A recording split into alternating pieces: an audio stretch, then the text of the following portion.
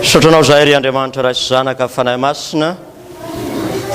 no ny fitiavanao sy ny famindramponao zay tsy mahalany ritranaika mbola velonaina afaka miaona aminao amin'ny alalan'ny teninao ary afaka mandray koa ny tena mandranao mba hanananay firaisana na tanteraka aminao ary hitomboanay amin'ny fahalalana tsara anao Kristy Jesosy mandra-pahatapitry ny fofinainay momba ny teninao fanahy masinao ho tena teny velona hitondra finoana hitondra fibebahana hitondra fiainana ho anay rehetra amin'ny anaran'i Jesosy amen.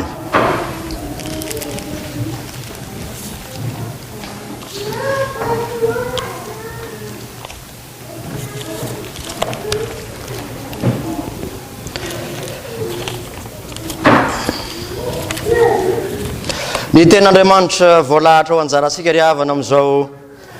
alahady fahiraika amby roapolo manaraka ny trinité zao dia ny matitoko fa 9:40 filazantsaramasina ny soratany matitoko fa 9:40 ny andininy voalohany ka hatramin'ny andininy fa 4 matitoko fa 9:40 ny andininy voalohany ka hatramin'ny andininy faha 4 rehefa hita dia toy izao mivaky ny teny amin'ny anaran'i Jesosy Tompo. Ary ny fariseo sy ny sadoseo nakeo aminy dia nakafanay azy ka nangataka azy aneo famantarana aminy avy any an-danitra ary izy namalika nanao taminy hoe no ny hariva dia hoy ianareo ho tsara ny andro famena ny lanitra ary noho ny maraina dia hoy ianareo ho rasy ny andro famena sy manjombona ny lanitra fantatrareo ny hamantatra ny tarehin'ny lanitra fa ny famantarana ny fotoana dia tsy hainareo izay taranaka rasy fanahy sy mizangazanga dia fatrapitady famantarana nefa tsy misy famantarana omena azy afa-tsy ny famantarana ny aminjona ihany ary nandao azy Jesosy ka lasa ray masino manamasinanay amin'ny fahamarinana ny teninao ny fahamarinana amen. Ry fiangonana malala ho aminareo rehetra ny fahasoavana sy ny fiadanana avy amin'Andriamanitra raintsika sy Jesosy Kristy Tompo amen. Famantarana ny aminjona io no na Jona no afatra ten'Andriamanitra ho zaraina amintsika amin'ity alahady ity.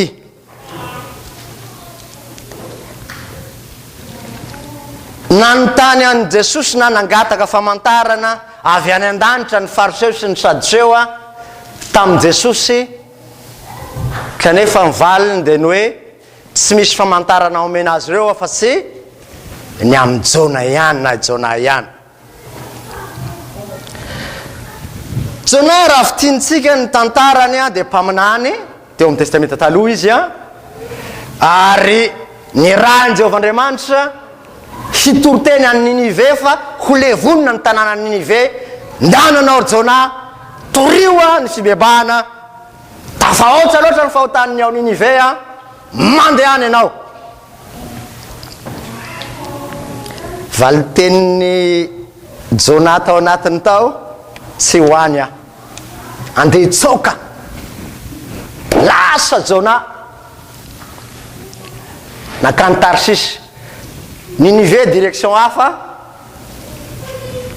lasa tany Tarsisy ny mpaminany Jona. Rehefa tany Tarsisy dia naka sambo rehefa tafiditra tao anatin'ny sambo tonga ny tempête rivotra mafy saika ho letika ny sambo dia tabataba ny mpandeha rehetrarehetra ino ty dia hoe Jona hoe aspizinareo anaty ranomasina fa za no antony zao rehetrarehetra zao natsipiny ny olona tao amin'ny sambo izy hiala tao ka nitsipy tao anatin'ny ranomasina. Jehovahandriamanitra kosa nanomana hazan-drano lehibe ny telona ny Jona tao ankibon'izany hazan-drano lehibe zany izy nataontsika hoe baleine nga zany a. Zay ny fantatry ny maro a. 3 andro sy 3 alina rehefa avy eo dia natsipy ny hazan-drano tery ampita indray a dia tody teo Ninive, teo amorony ranomasina Ninive moa zany a. I Jona dia nitory ny fibebahana dia nibebaka ny tao Ninive. Zay ny tantaran'ny Jona. Inona nefa ny tena tian'ny Jesosy ampitaina ny amin'izany tantarany Jona izany?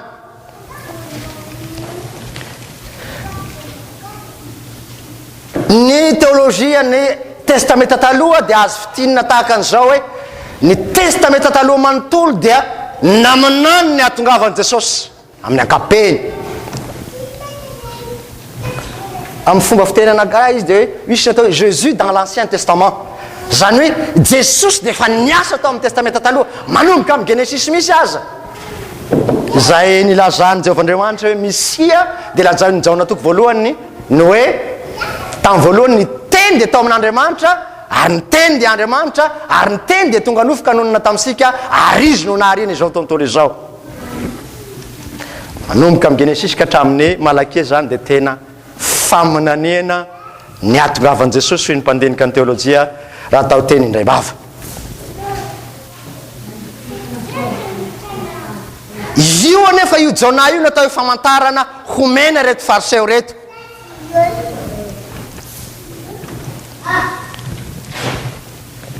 Ilay Jona 3 andro sy 3 alina ao tanatin'ny kibony hazan-drano a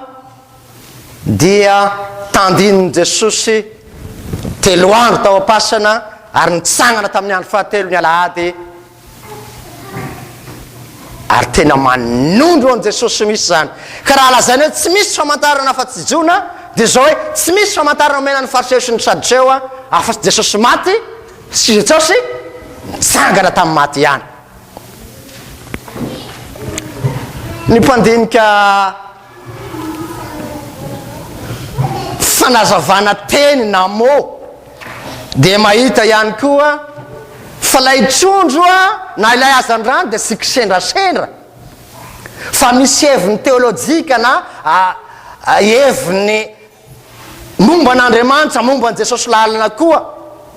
Amin'ny teny grika ity hazan-drano ity dia azo adika hoe ictus. Raha adika io ictus io araka ny fandiniky ny teologien dia izao ny heviny hoe Jesosy Kristy zanak'Andriamanitra mpamonjy izao tontolo izao. Izay ny dikan'ny trondro a amin'ny teny grika. Sy io visavisaika eto le ictus amin'ny teny grika fa ny heviny dia ny hoe Jesosy Kristy zanak'Andriamanitra mpamonjy izao tontolo izao. Ka tsy misy fahagagana omena ny fariseo sy ny sadoseo eto afa-tsy lay Jesosy Kristy zanak'Andriamanitra mpamonjy izao tontolo izao.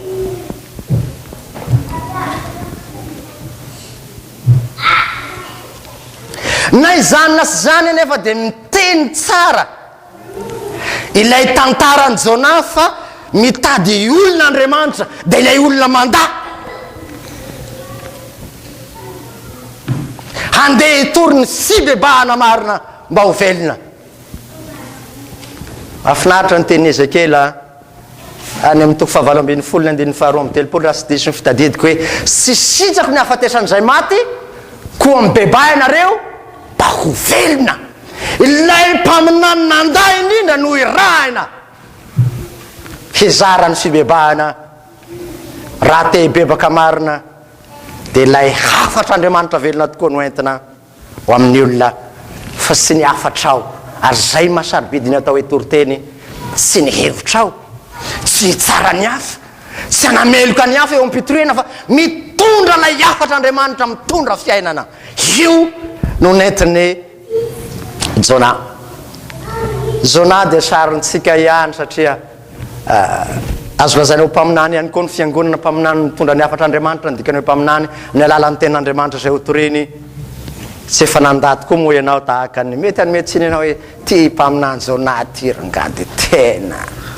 efa tenen'i Jehovah zao hoe ary mandeha izy mandeha amin'ny toerakafa. Ianao na izaho no ilazan'i Jesosy, ilazan'ny apôstôly Paoly koa hoe ny adala amin'izao tontolo zao ny fidin'Andriamanitra hampamenatra ny any ary tsy avy ansi ny marina fa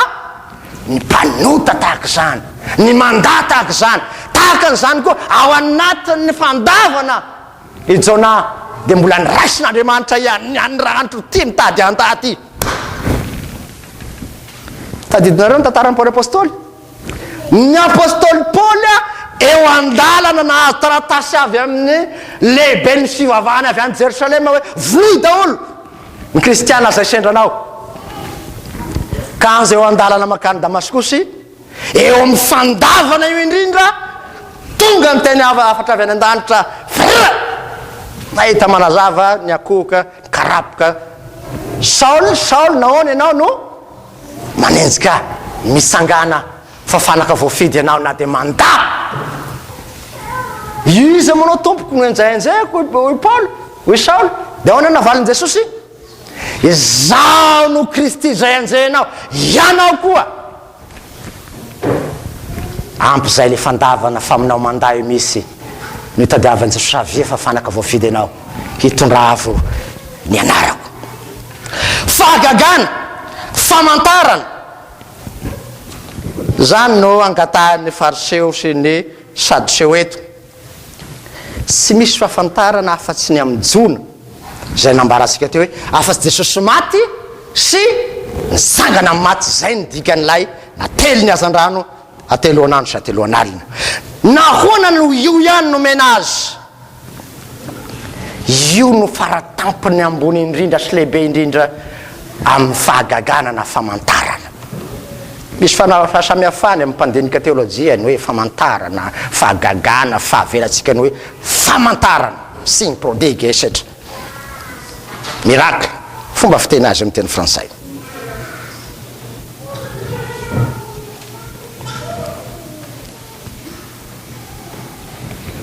Nahoana no atao hoe tampony fahagagana ny fahafatesana sy ny fisangaran'i Jesosy? Antony dia zao ny sikendreny ny famantarana, ny sikendreny ny fahagagana dia ny hinoana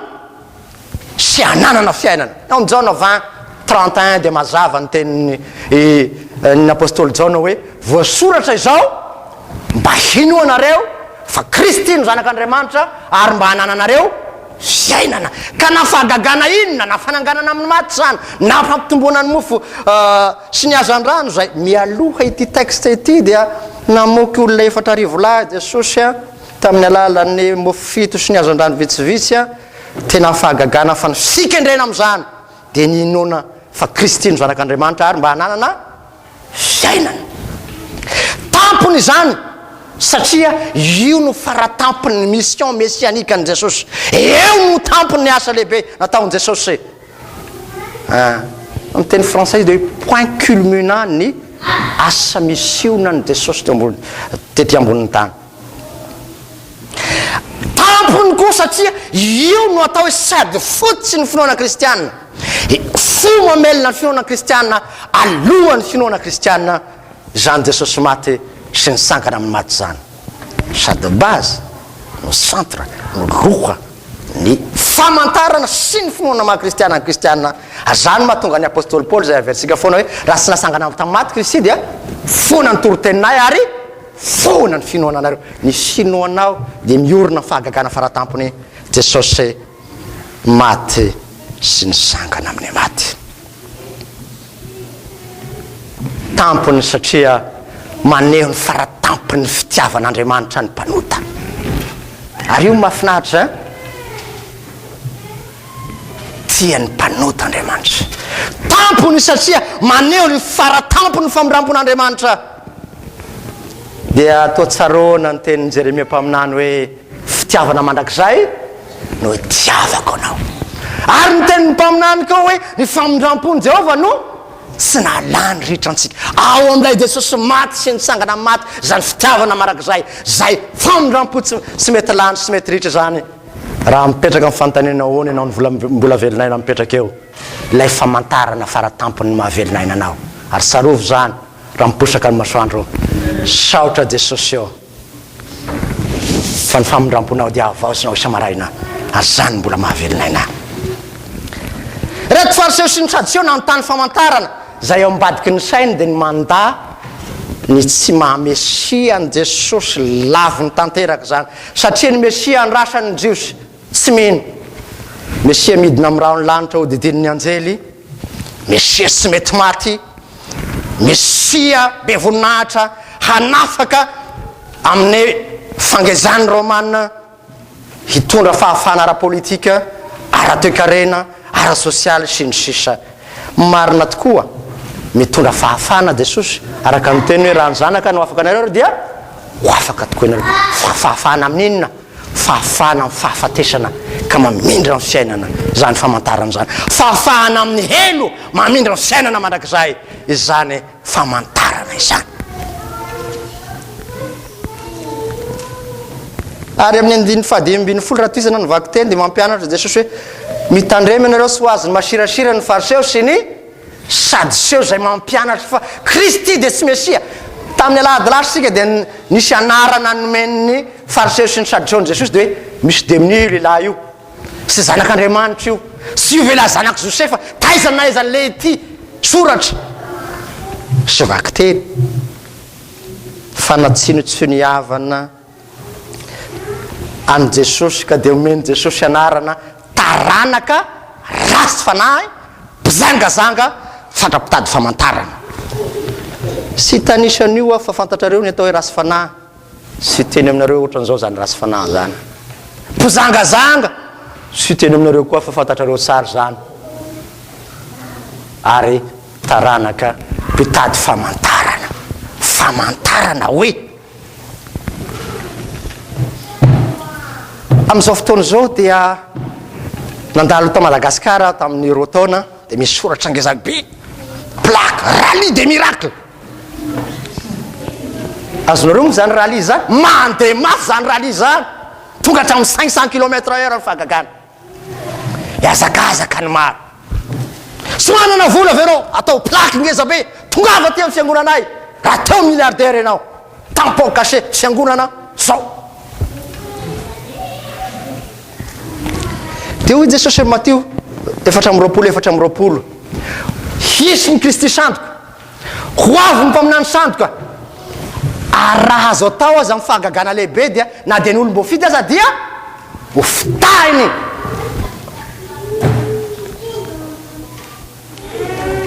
zao mampitandreman'ny sotra masina ny satana koa mahay fahagagana sy famantarana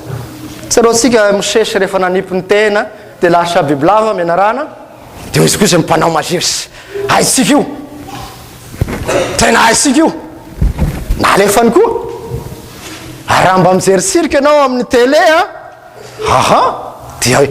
ary ndivony koa mba dadany mba mahay koa zareo fa maka fanjaitra lava be ohatran'izay asofiny amin'ny vava ety mivoaka amin'ny atony ety dia hoe ahoana zany jesosy tena zay ty rehefa mpanompon'andriamanitra pastera na afagagana raha era tsy haiko tsy mahay aho fa ny fahagagana lehibe indrindra haiko ny mizara azy tsy manana azy fa haiko ny mizara azy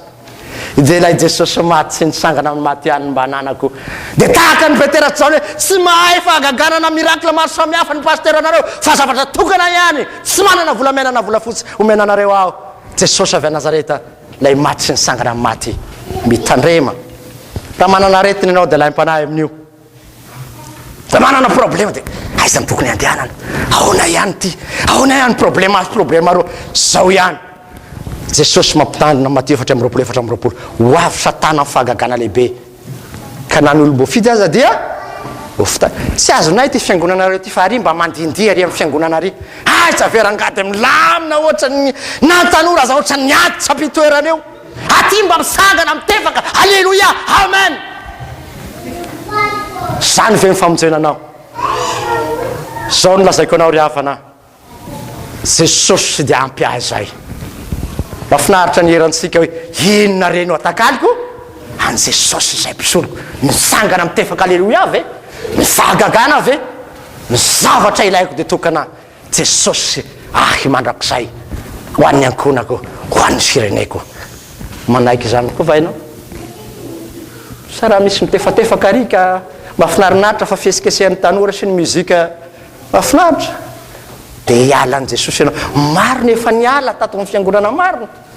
ary manontany aza Jesosy tamin'ny mpianany amin'jaonao hoe ianareo koa vao mba dia hiala dia hoy izy apôstôly Petera moa malakilaky fiteny any ankany amin'iza moa zahay tompo ianao no manana ny teny ny fiainana mandrakizay lazaiko aminao azavarian'ny zavatra ivelany fa midira amin'ny tena izy dia ilay Jesosy maty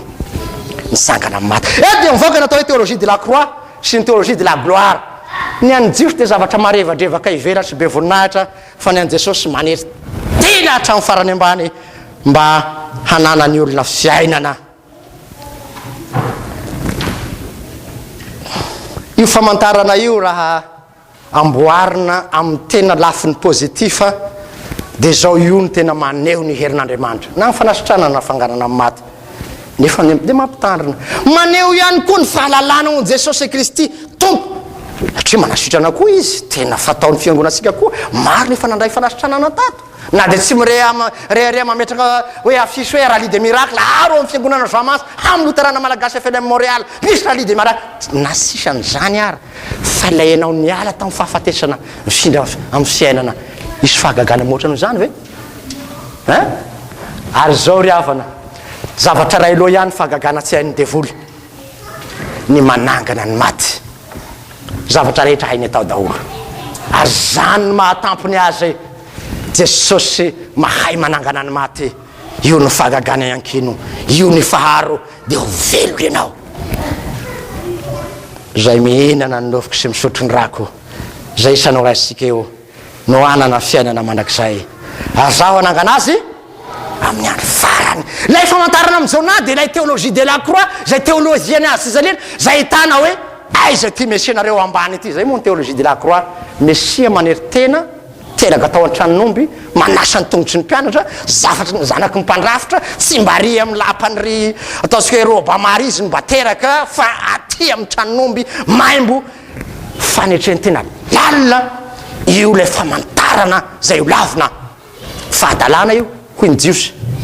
hoy ny Korintiana voalohany toko voalohany andininy telo amby roapolo sy manaraka fahambaniana io faharesena io famantarany amin'izao na io ary tena tsinotsinona sy misy ilana azy fa ny mesianay be voninahitra tena mpandresy amin'ny lafiny rehetra fa hoy Jesosy sy zany no mesia ary io ny tsy fantatrareo ny andro atoandro ho maizina ho rasy ny toetrandro fantatrareo zany fa ny amin'ny fotoana tsy fantatrareo inona moa ty fotoana ity ny fotoana dia mizara telo mazava tsara zay tsy fantatry ny jiosy ny ahatongavany Jesosy sy ilay mesia tsy fantany io tonga dia ny laviny tonga tany amin'ny azy izy fa ny azy tsy nandray azy ny faharoa dia ny tena asan'ilay mesia rehefa tonga tsy fantany koa io enazy dia ny ho afaka amin'ny romanina be voninahitra etc fa ny an'i Jesosy ny mission principale dia zao manala ny olona hiala amin'ny fahafatesana ifindra amin'ny fiainana tsy fantany koa io tsy fantany koa io na dia seho aza ny fahagagana ary ny fahatelo ny avian'i Jesosy sara ny velona sy maty tsy fantany io kanefa io azy fizalian'i Kristy heverino fahadalana io eo no miseho ny fahendren'Andriamanitra io mesia Jesosy ny kapoina sy ny lasana ary maty heverinao faharesena io eo no fandreseny rehefa nitsangana amin'ny maty izy io heverinao fahambaniany eo no nanehoan'Andriamanitra ny voninahiny efa nomenary fa efanarehetra any an-dandro sy ety an-tany ary zany no hitaomananao hitodika amin'ilay azo fizalian'i Kristy ka hira tahaka ny mpamorokira atsika hoe maniry mafy aho Jesosy tompo hialoko eo amban'ny azo fizalianao tsy misy toeran-kafa re tena mamiko afa zeo eo lay Jona ny voatelina tao Jona dia levona ny faratsiany ka nizara ny fahasarana ately ny azo fizalian'i Kristy koa ianao ka ilazany apôstôly Paoly hoe niarana levona tamin'ny Kristy tamin'ny batisa isika ary niarana sangana tamin'ny mpiara-mandova sy mpiray lovan'i Kristy ekenao va izany raisinao va izany hoy Jesosy hoe tianao azy fa mirampo manakizay nitiavako anao avia azavarian'ny friaky zao tontolo zao mitodia amin'ilay Jesosy efa tiana fandray anao izy tahaka ny Jona koa na dia nandaza dia raha ny zarany fibebahana tokana ny mampibebaka ny olona dia zao tahaka ny napibebaka ny Ninive Jesosy maty sy nitsangana amin'ny maty tianao mpanota izy sy mitanisa ny fahadisoanao fa na dia mena tahaka ny zaka zany fahotanao dia fosiako tahaka ny ora-panala ty zanako ity efa maty nefa velona indray fa verina efa ity zay voninahitra ho an'Andriamanitra rasanaka fanahy masina zay efa azy hatramin'ny taloha indrindra ka ho mandrak'izay vavaka isika mpisaotra Jesosy noho ny amin'ny famantarana ny amin'ny Jona dia ianao maty sy ianao nitsangana amin'ny maty tsy misy maminay afa-tsy ny aloko amin'izany mandrapatapitry ny fofonanay ny anaran'i Jesosy amen raiso ny fitahiana ho amin'ny rehetra ny fahasoavan'i Jesosy Kristy tompontsika sy ny fitiavan'Andriamanitra ray ary ny firaisana sy ny fononana amin'ny fanahy masina hatramin'izao koa mandrakizay amen